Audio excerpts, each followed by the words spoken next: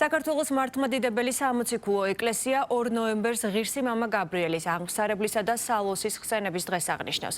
საზეიმო წირვა საამთავროს მაცხოვრის ფერიცვალების სახელობის ტაძარში აღევლინა. ღვთისმსახურება საპატრიარქო ტახტის მოსაყდრე მეუფე შიომ აღასრულა. წირვის დასრულების შემდეგ მეუფე შიომ მრევლი დალოცა ქადაგებით მიმართა და ილია მეორეს მილოცვა გადასცა.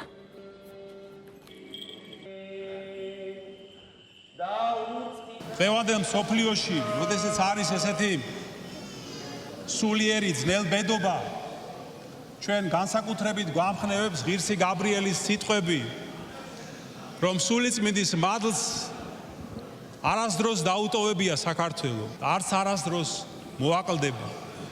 მას დღეს, მისი ხსენების დღეს, განსაკუთრებით ვევედროთ ღირს გაბრიელს, აღმსარებელსა და სალოს, რომ მისი ლოცვით უფალმა დაიფაროს და გააძლიეროს ჩვენი ქვეყანა, ჩვენი ეკლესია, გააძლიეროს და აღეგრძელოს სრულიად საქართველოს კათოლიკოს პატრიარქი ილია მეორე და შეგვეწიოს ღირსი მამა გაბრიელი, რომ აი ამ ლაზარეს მსგავსად უფალმა დაგვამკვიდროს ჩვენ აბრაამის წიაღში.